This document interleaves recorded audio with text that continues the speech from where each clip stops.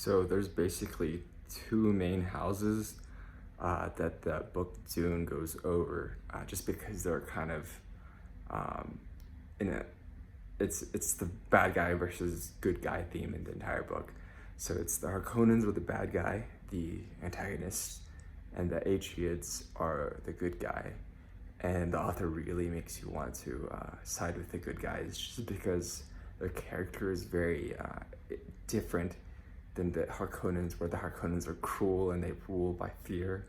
Atreides' family rule by, I guess, respect and intelligence, which is very, you can tell really quickly as the author cuts through different scenes between the two families. For instance, the Harkonnens, they'll treat their best warriors, their right hand man, as disposable, which is not really ideal. You'll notice it in the very first conversations that the leader of the Harkonnens, Baron, has with his right hand man. But the Atreides treat their people quite differently. They see that ruling is something that has to be, there's a culture, I guess, they built where it's all, there's love and respect there, but there's also, the duty is bound out of not because they have to. I mean, they do kind of have to, but at the same time, it's bound by something greater. They instill greater loyalty, which is kind of an interesting concept. I think that makes sense. But yeah, those are the two houses, the main houses that are against each other. You'll see that in this entire book. It's like their mortal enemy. It's Lex Luthor to Superman. That's who the Harkonnens are to the Atreides family. But yeah, those are the two main families, and they have different. There's other families and what they call houses in the book, and they all are subservient against.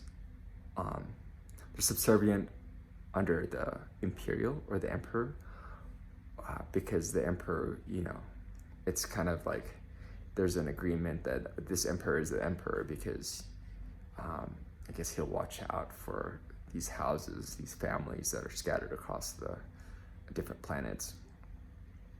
So I think the escalation between the Harkonnens and the Atreides happens because the Emperor decides to allow the Atreides to take over a planet called Arrakis, which is Dune. And the Harkonnens, they devise this plot that this is a chance for them to finally conquer the Atreides family.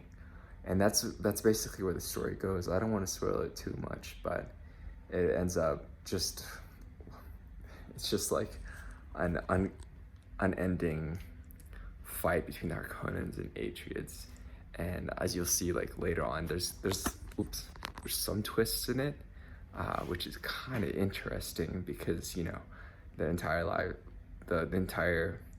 childhood of Paul, who's from the Atreides family, gets kind of twisted. He's revealed something that's between his family and the Harkonnens that he didn't realize before. So it allows you to reconsider, the Harkonnens are still bad people, or they're the bad guys in this, but it makes you think there is more to, I guess, life. There's more to these factions than what meet the eye. There's, instead of hostility with each other, could there be another option?